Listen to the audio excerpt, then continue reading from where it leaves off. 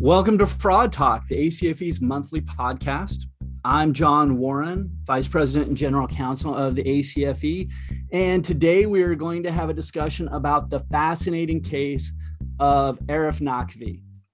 Now, as late as 2017, Arif was a global financial rock star. He was one of the world's leading impact investors. He was a billionaire. He worked with and socialized with people like Bill Gates and Richard Branson and Prince Charles and many others. And then in a matter of months, it all fell apart. Joining us today are the two Wall Street Journal reporters who covered this story and who played a big role in uncovering the fraud at Arif's investment company, which was called the Abraaj Group. They've recently written a book about the case, which is called The Key Man, The True Story of How the Global Elite Was Duped by a Capitalist Fairy Tale. So Simon, Clark and Will Louch, welcome, and thank you for joining us. Thanks, John. Good to be here. Yeah, thanks very much for having us. So thank you so much for being here. Before we begin, let me say, and I mentioned this before we started recording, but the book is terrific for anybody listening. I can't recommend it enough. Personally, I took it, I read it on my vacation on the beach, and it reads like a really well-researched piece of financial journalism, but also like a novel, a bit of a page turner. It really is an interesting story. So well done. Congratulations on the book. Before we jump into the story of Arif, can you each just introduce yourselves to our audience and talk a little bit about your background as financial journalists, just in general? And Simon, let's start with you. Sure. So I've been a financial journalist for 21 years, based in London, but traveling around Europe, Middle East, and Africa, working most of that time for US news organizations, the last 7.5 years at the Wall Street Journal. I've specialized in writing about private equity and in doing investigations of financial situations that have gone wrong.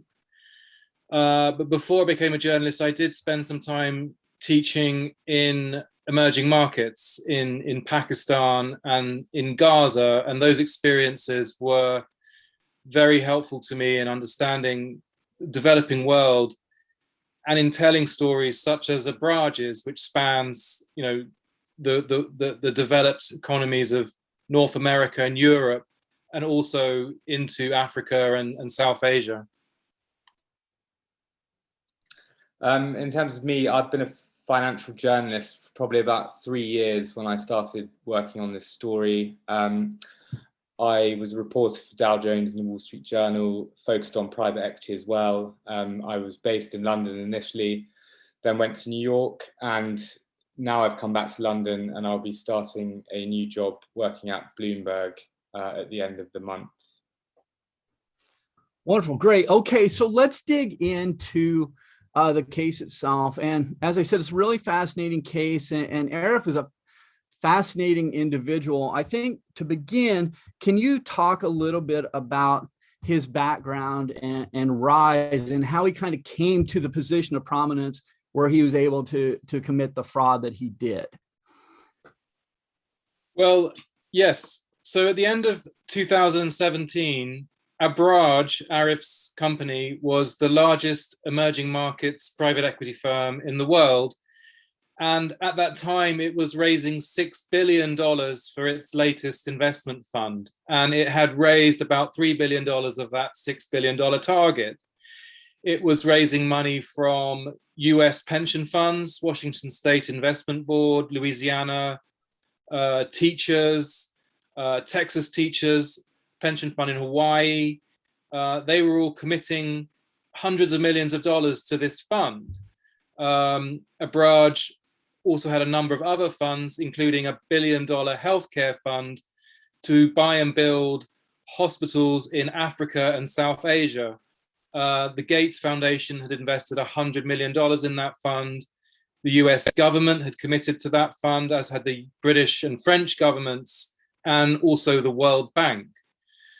So Abraaj had started in 2002 as a private equity firm based in Dubai, and it did do some successful deals, and it got a strong track record initially. It expanded geographically across Africa and Asia. And then it started to pitch itself not just as a private equity firm, but as an impact investing firm. And the pitch to investors was, we will make you money and we will end poverty at the same time by investing in companies in the developing world, in Africa. So providing jobs, expanding companies, schools and hospitals in poorer countries. And because of this pitch, it was able to raise money from banks and pension funds, but as I said, also from governments, from the development finance institutions of Western governments. So at the end of 2017, Arif and Abraaj were really at the peak of their powers and their reach in terms of gathering money to invest and investing that money. It all looked like it was going so well until things started to fall apart. Until it didn't, right? I got this sense from reading the book that a big part of his success came from the fact that Arif himself was a very charismatic figure, that he seemed to have this ability to convince people, that he had this mission that, you talked about like people in his, I think at one point in the book, you kind of referred to like the cult of Abraaj or something, where people felt very motivated by him and by the mission of his organization, right? Could you speak to that a little bit? Sure. Will, do you want to say something about that? Yeah, so Arif, from like a very young age, like from his school days, basically was a very talented public speaker. And what he did in terms of like his organization, I mean, he imbued in everyone an incredible work ethic. Like Arif was, people say, capable of going to bed at 3 o'clock in the morning, having drunk a bottle of whiskey, and then he'd be up at 7 o'clock, getting ready to go into meetings where he'd then talk all day. And I think he expected as much of his employees as he gave himself. And I think to that point, I mean, the difference with his employees and himself was that he was earning vast sums of money more than they were. And then in terms of his charismatic personality, I mean, a big part of how he was able to raise money and how his firm was so successful was he was constantly touring the world in his private jet, flying into private equity conferences like the Milken Conference. He spoke at a number of times. He was a fixture at Davos. And when he was there, he would get up on stage and he would deliver a simple but very intoxicating message to largely Western business executives. He would say to them, I'm a Pakistani. I've worked in lots of different markets. My investment firm is based in Dubai. We've got offices on 4 continents around the world. Give us your money and I'll help you provide exposure to these markets which you no longer have, which you've never had exposure to. So, he'd go to big healthcare companies and say, invest in our fund and we can help you grow your market share in Africa or Asia, like markets which, if they've been Europe focused or US focused, they've never had exposure to.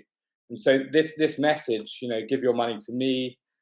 We're top class in terms of our corporate governance, even though people traditionally perceive emerging markets to be risky. You just drum this message home again and again. Go and talk at, a dozen conferences minimum a year. And that was really a key part of how the firm became, at least on the surface, so successful.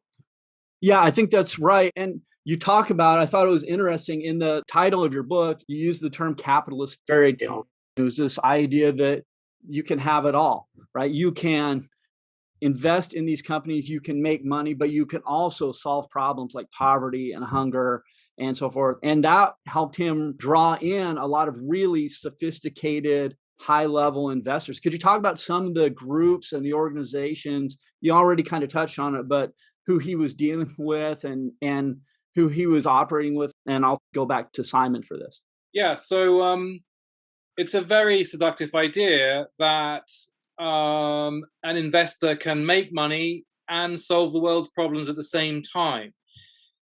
It is possible, but it's very difficult. It's difficult to invest profitably. It's also difficult to solve social problems such as poverty or environmental degradation or lack of power or access to health or education services.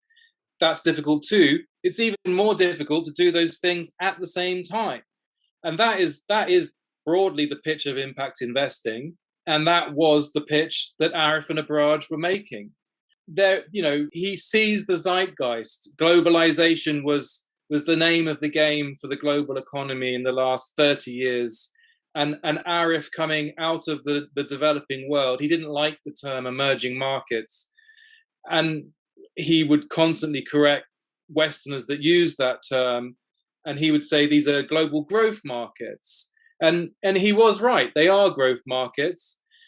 They are also emerging markets. They are markets where regulators have less experience and less reach. Yes, there are financial frauds in North America and Europe all the time, but there certainly are financial frauds in the developing world too. Arif is a very intelligent person. He did do some good deals, and that helped him create a track record, which he sold very effectively to Western investors. The problem was that behind the scenes of Abraaj, there was a lot going on that was not made public. The firm was spending way beyond its means. And as the whistleblower who came to us initially in January 2018, who I think we should start to talk about now, revealed, there was a whole hidden story to Abraaj.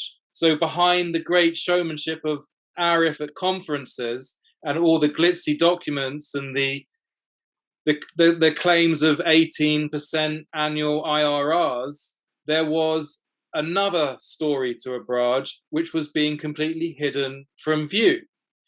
And that's the story which we started to learn about in January 2018 and to report.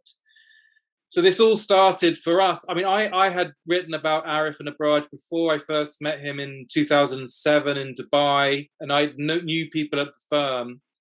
But the story of the collapse of Abraaj really started in January 2018 when Will was contacted by an anonymous whistleblower by email, someone who we still don't know the name of. And so Will's going to talk about that. But the important thing to remember here is that this person told us what they thought was going on, but we couldn't use that information to write articles because we didn't know who they were. So then we subsequently had to go and corroborate this information. But Will, why don't you tell everyone what happened? Yeah, that was actually, I'm sorry to cut you off, Will, but that was going to be my next question, because I think it's such a dramatic thing in the book, is that you're just sitting there one day and this email pops up. And can you talk to us about what happens that sets this whole thing in motion? Yeah, sure. So I think it's probably maybe early January 2018. I woke up in the morning, checked my emails as I did every day. And I mean, most of them are pretty boring press releases. And then I had one which had a slightly odd email address, like the sender. I think it was from a Proton Mail account. And it was wabraaj@protonmail.com. So I was like, this looks kind of interesting, clicked on it. The email initially didn't have a particularly important piece of information in it. It just told me that someone was leaving the firm. And I was like, okay, that's kind of interesting, but like not really. Responded, said, this person's leaving. Is anything else going on? And then I received, about an 800,000 word email saying that multiple investors in a $1 billion fund, including the Bill and Melinda Gates Foundation, CDC, Proparco, US government, were investigating where hundreds of millions of dollars of their money had gone. And so I read this and I was like, well, that's quite an interesting piece of information if it is true. And I wasn't that familiar with Abraaj, hadn't really written about them much before.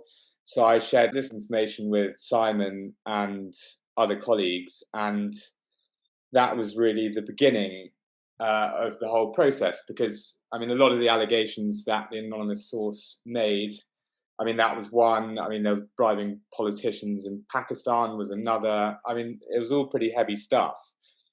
But as I didn't know who the person was, we couldn't report any of it. It could very easily have just been, a pissed off foreign employee, or it could have been a competitor looking to, besmirch Abraaj's name. We basically had to get that information confirmed. And the thing that we started with was looking at the healthcare fund, and how we were able to do that was just trying to contact as many different people involved in the case as possible. So employees, investors, advisors, anyone that might be familiar with the information. And yeah, that was really how it all began. That's really interesting. So and myself and our audience are not journalists. And I one of the things that's interesting to me, or a question I have, is as financial journalists, and you're working at the Wall Street Journal, right, which is the most, or among the most prestigious financial newspapers in the world. Is it common to get emails like this? Do you get a lot of anonymous things like making allegations against, or was this really unusual when it popped up? So I reckon in my, albeit kind of brief career at that time, I reckon I probably had about 4 or 5 other anonymous tips. What the other anonymous tips were typically nowhere near as interesting as this one. There'd normally be stuff about, bullying a firm, or, a boss being sexist or something like that. This allegation of theft and fraud for a private equity firm, I mean, is just something that I've never really come across. It actually took me a while to kind of get my head around what they were alleging. So they said that the money had been stolen because the firm was $1 billion in debt. And private equity firms typically earn a huge amount of money from management fees alone. So a PE firm in debt almost didn't make sense to me. And so, yeah, it was pretty extraordinary. And then how my relationship with this anonymous person developed was even weirder, because this person, before, when I'd had a tip-off on something, they'd speak to me, or you go and meet them for a coffee or something like that. So you could then substantiate who they were and what they were saying and why they were saying it.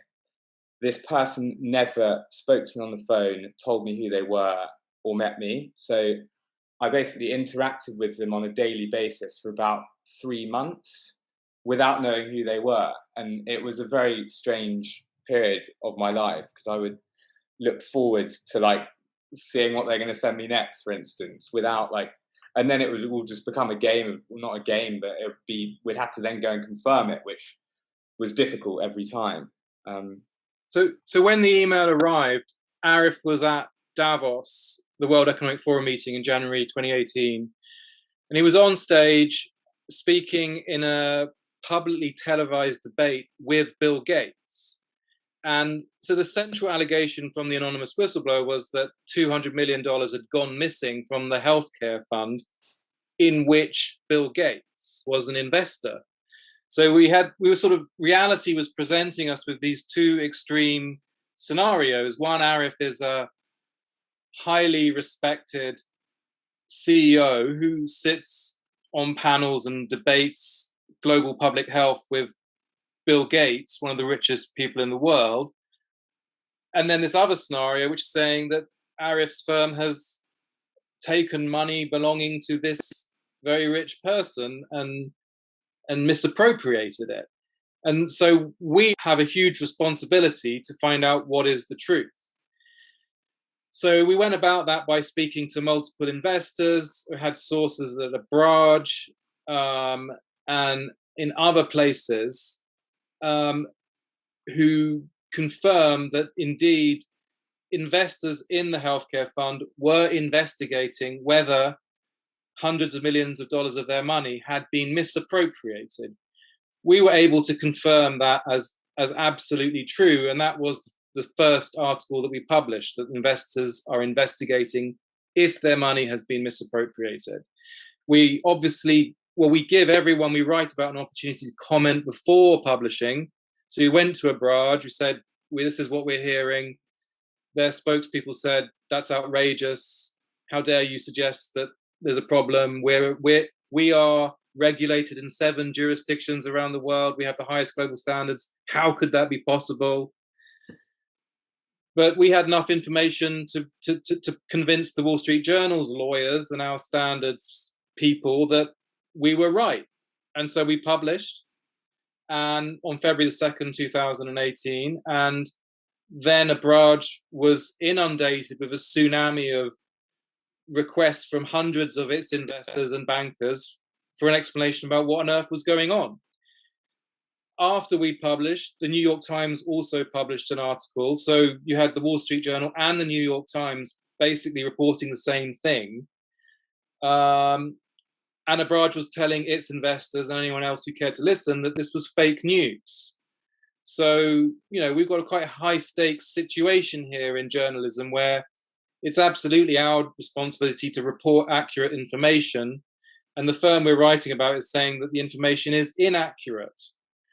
The information was accurate, and this was the beginning of a months-long process where we reported multiple breaking stories on wrongdoings at Abraaj.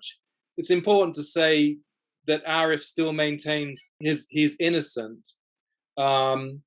He subsequently, so at the end of, so just to tell the story chronologically, we spent months trying to understand what exactly had been going on at Abraaj. Spoke to 150 people, including 70 Abraaj employees.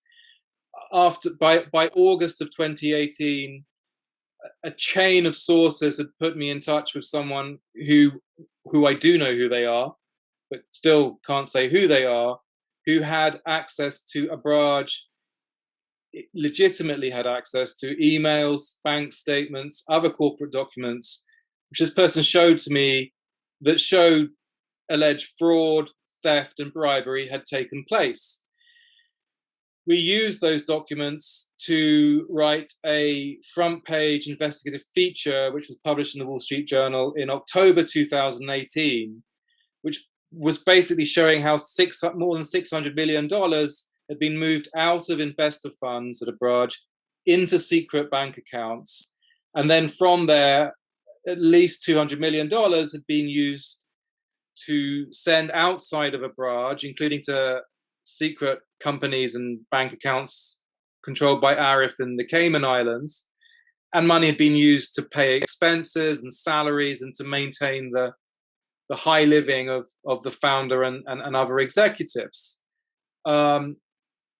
Then 6 months after that, in April 2019, Arif was arrested at Heathrow Airport in London. He had been criminally indicted by the US Department of Justice, along with 5 of his other former colleagues, accused of fraud, wire fraud, conspiracy, theft, and attempted bribery. And he was arrested in the UK on a warrant that had been issued in the US in order to be extradited to the US to face trial. And if found guilty in all counts, he faces up to 291 years in jail. Now, in the US criminal indictment, which now is a public document, where the DOJ is making its case, a lot of the information they have includes emails and bank statements and company documents which had been the source for our investigative journalism months before. The DOJ didn't get it from us. They probably got it from the same sources that we got it from. But this is the level of documentary evidence that we need to publish an article. We're working to extremely high standards. I'm really glad you mentioned that the level of documentary evidence you need to publish an article and the allegations of fake news, because not to veer too far afield, but that's something we hear a lot about fake news. And I think for our members in our audience, we may not, I personally don't really know the specific standards that a newspaper like the Wall Street Journal has to adhere to. So what is the process? You have an anonymous source that's making allegations. Is there a number? Is there a certain amount of corroboration? Do you need 2 other sources? Like, how does that process go about building out from one anonymous source to a case that you feel comfortable publishing? The anonymous source, in terms of reporting the article, does not count as a source. Basically, yeah. The anonymous source gives us an idea, a hypothesis, which we then have to test by finding evidence that this is true. And one person who won't allow us to name them in print is not enough, right? So strictly speaking, if you're going to use anonymous sources, people familiar with the situation, if that's going to be the level of sourcing that you disclose to your readers, you really need two people familiar with the situation, ideally who are on different sides of a transaction. So if you're going to say company X is going to buy company Y for $5 billion, according to people familiar with the situation, you really need a person who's on the buy side and on the sell side of that transaction. When you're writing about serious allegations of wrongdoing, you really need a lot more sourcing than that. You need multiple people on multiple sides of of a situation.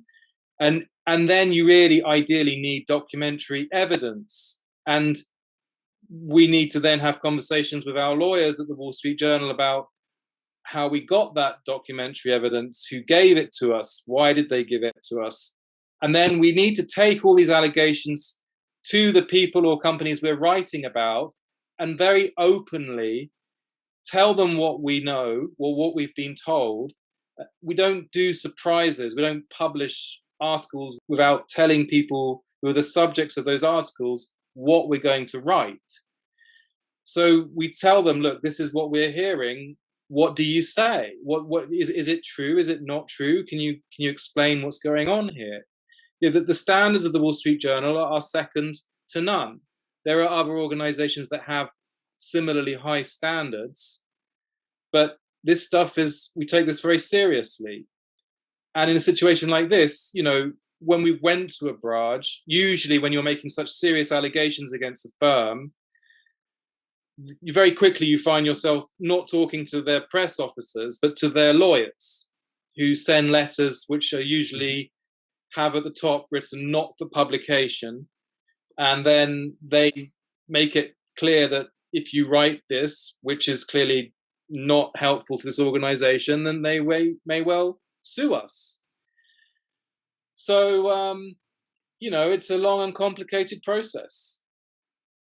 It sounds like it, and there's a lot of high stakes involved. Will, I'd like to go back to you for a second. You mentioned, so you get this anonymous complaint or this anonymous whistleblower email, and then two things. One is you had not written about Abraaj before. Do you have a sense of why the person contacted you? Do you think it was just chance? Did you ever get a sense of that? And two, it sounds like you had sort of a running correspondence with this person that kind of ran parallel to your own investigation. So could you talk about that, how that proceeded a little bit? I mean, did you get a feel for the person? Were you getting messages constantly? Were you asking questions based on what you're finding? Could you just say a little bit about your communications with the source? Yeah, so how it kind of worked was, they reached out to me and they actually messaged another reporter at the New York Times as well. They made me aware of that after about a week of having been given the initial information. So then we knew that we were basically in a race to get some stuff confirmed to get to the point where we could publish an article. But how it kind of worked, so I was talking to this person, whoever they are, and they said that they worked at the firm and they were based in New York. It was I spent about, 2 years trying to guess who exactly they are. Still haven't managed to do that. But so they'd tell me something, and then I would tell Simon and other colleagues what they were telling me. And then at the same time, I was also we were all trying to build as many sources as possible. So, that just involved just calling firms involved, like finding people on LinkedIn that might be familiar with stuff. And so what kind of happened and how we were able to report that and use that was just triangulating information from so many different places. So, I'd call a source that maybe works at one of the companies that was invested in Abraaj, like Simon maybe message someone he knew that worked at the firm, and then we'd all just feed this information back and forth between each other. And then like the anonymous person was just one amongst, I mean, literally. So what happened with Abraaj was there was such poor communication inside the firm, and not only inside the firm, also with their investors. So as the situation escalated, investors and employees even had no clue what was going on at the company. So because we were writing about it a lot, became a kind of focus point for investors and employees to come to for information. So people would be like, people would message us and be like, oh, we've not been paid this money that we need to get. Like, do you know what's going on with the company's balance sheet? Like, if we get fired now, we're going to get our end of service benefits, which is kind of like their redundancy package. And so we just had this huge network, which just kind of evolved organically, in which like the anonymous person was helpful initially because we could call someone up and be like, hey, like, do you know what's going on here? So for instance, hey, have you appointed this forensic accountancy firm to investigate where your money is?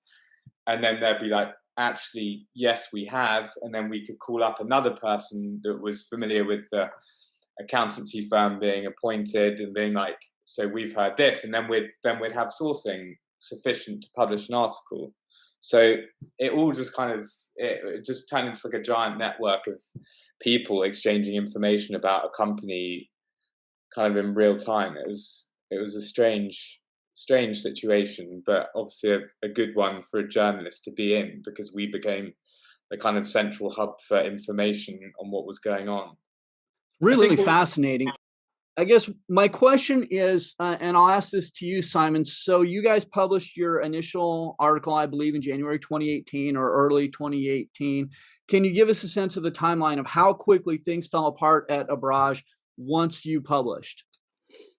So the first article was published on February the 2nd of 2018. And after that, Abraaj's problems had become public. The problems were long running prior to that. But at the point of us publishing, those problems became public. And at that point, it accelerated the situation at Abraaj. No more banks would lend money, or even though it was struggling to raise funding before that, that was really a big problem. Investors wanted to know where was their money, and a lot of them wanted their money back. Abraaj tried to continue its fundraising. It tried to separate its holding company from its fund management company in March of 2018. That wasn't enough. They stopped the fundraising in March. They tried to manage Arif out of the CEO position and installed 2 new co-CEOs. That didn't work. Then creditors started saying, we're going to file for provisional liquidation, force you into liquidation if you don't pay us your money back. And by June, that is what happened. 2 unsecured creditors said, we want our money back. They went to the Cayman Islands court, where the holding companies of Abraaj were incorporated in the Cayman Islands. So then Abraaj decided to file for provisional liquidation in June 2018. And the Cayman Islands court appointed provisional liquidators from PwC and Deloitte. We're still trying to get to the bottom of what exactly has gone wrong.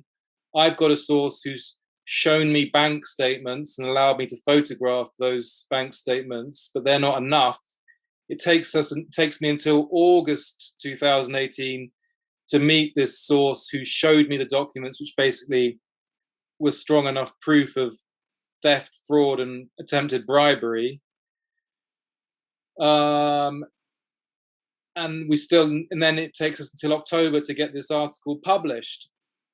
By this time, liquidators are trying to sell Abraaj to other private equity firms. That doesn't work for various reasons, including the finances of Abraaj are such a tangled mess. No one can understand where the assets and liabilities really are and who owns them. There's multiple claims on assets. Money's gone missing all over the place. LPs, investors don't really want to go with one private equity firm or another. So they can't sell Abraaj as an entire company. So then the liquidators decide to try and break it up and sell it by fund by fund. But it's such a complicated situation that process is still ongoing. The liquidators and their lawyers have charged, tens of millions of dollars of fees. There's still no real resolution. Then, April 2019, you have the SEC and the DOJ filing cases. DOJ is a criminal case. So then you've got this criminal legal process going on alongside the liquidation process. And that's still ongoing. Also, a big question mark in all of this is what exactly were Abraaj's auditors doing for years. That's KPMG, KPMG Lower Gulf, which is the UAE unit of KPMG. There have been lawsuits against them from the liquidators and from investors. There are sort of lawsuits against various investor groups and entities springing up across tax havens around the world. A lot of that's just going to have to wait for if and when, the trial of Arif Naqvi occurs in New York. His extradition to New York has been ordered by the UK court system and by the UK government. Arif wants to appeal at that extradition. He has not been granted the right to appeal yet. He's still waiting to hear. So this is a multi-year process. It's a big mess for anyone who was involved with it. It is certainly a big mess. Will, do we have a sense in the final tally of just how much money was stolen, just how much was taken? Yeah, so I think that the provisional liquidators, I think the figure's $789 million was the amount of money that was unlawfully taken. And I think that was taken over the course of 3,000 transactions over many years. And then of that 789, I think, is it around $400 million is missing still? And the liquidators have subpoenaed basically every single bank in the world because they just can't, they don't know where the money's gone. And so, yeah, I think that's the final tally, which is a pretty sizable sum. It's about $750 million left Abraaj that shouldn't have left Abraaj, and $385 million of that is still missing, and liquidators would like to know where it is. The difference between the two was sent back to Abraaj. So it's hundreds of millions of dollars. It's staggering figures. I would like, in the time we have left, to just kind of get your thoughts on a couple of topics. One, it was such an appealing idea, the idea of impact investing and of doing good while generating profits. So question one is, do you think this model could have worked if not for the fraud? Like, what was it a feasible venture if he hadn't been stealing and if they had been honest about the bookkeeping? And along with that, if you do think that's feasible, then how do you think going forward investors like the Gates Foundation or the large retirement funds or the groups that invest in these, what were the mistakes they made that could be avoided in the future in doing this kind of investing going forward? Like what were the warning signs they missed? And I'll start with Simon. So we do think that impact investing can work. We think there are a lot of issues around it. It's often takes place in the form of private equity investment.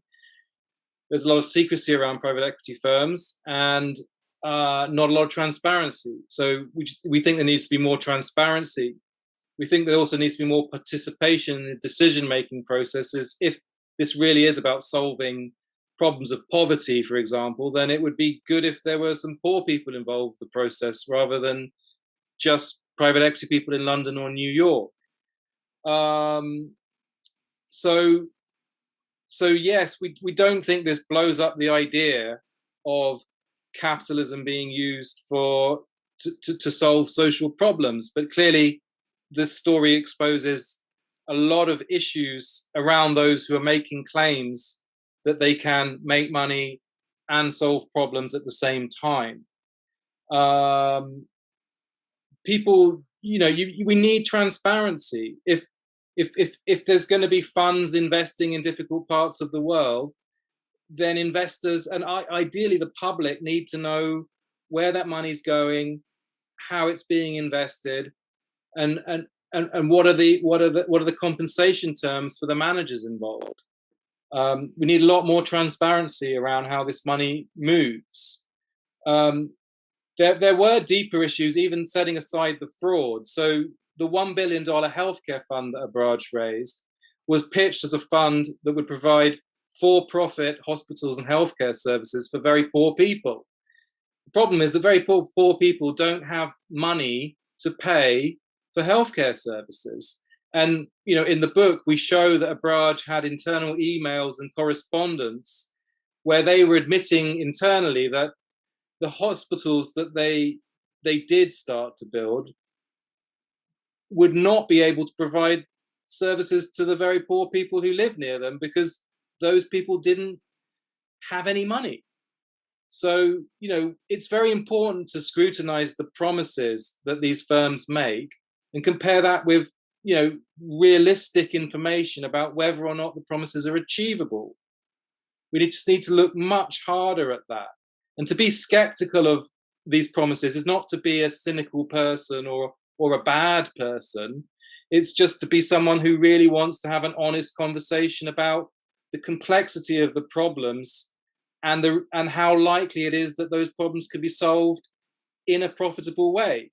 Maybe sometimes, if you want to provide healthcare services to very poor people in Pakistan or Kenya, you're not going to make a profit out of it. So do it in a philanthropic way where you're not expecting a return on your capital. Maybe sometimes you can provide some services that will be profitable, fine, but not all the time. We just need a more detailed conversation and assessment of the situation. Will, same question for you. What do you think this says in the final analysis about the goals that Arif had set forth, and about the failings of people to see what was going on at Abraaj?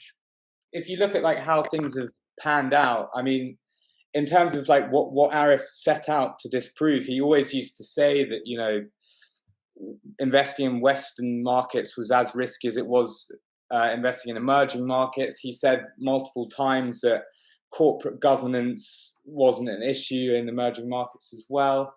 And Arif basically set out to disprove a lot of things, which, I mean, he has ultimately ended up in, to some extent at least, proving.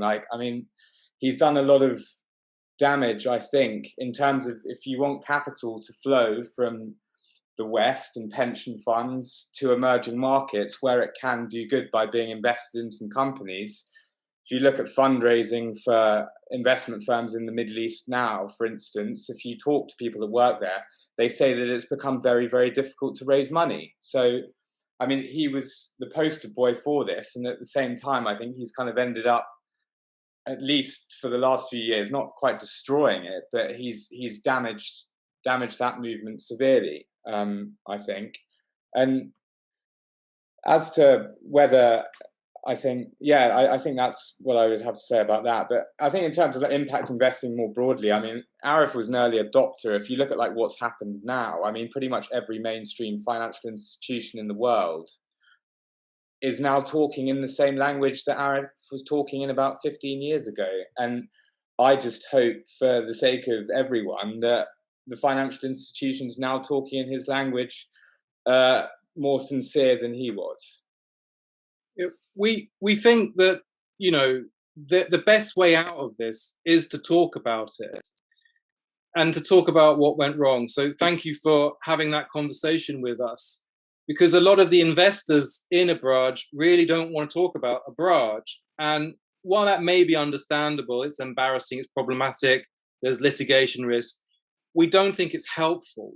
We think that, the best thing that can happen now is that lessons are learned, real conversations are had, and so the industry can take those learnings, not repeat mistakes, and move on and become stronger. But there is a tendency in finance, particularly in private equity, where it's easy to hide things because there's a lot of secrecy, for conversations not to happen.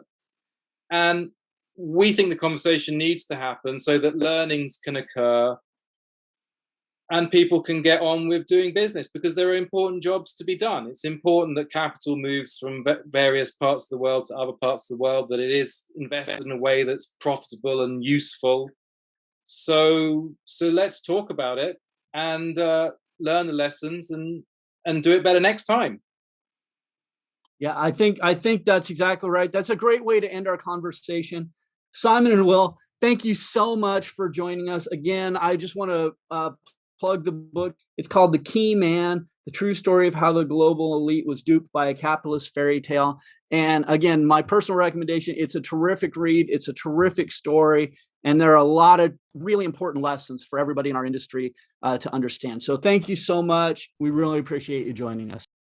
Thanks very much for having us. Thanks, John. Good to talk to you. Thank you to everyone for joining us today. And I will turn the podcast back over to Mandy Moody. And thank you all for listening today. You can find all of our episodes wherever you listen to your podcasts. You can search for Fraud Talk and hit subscribe. You can also find our collection at acfe.com/podcast. And that wraps up this month, and we will talk to you again next month.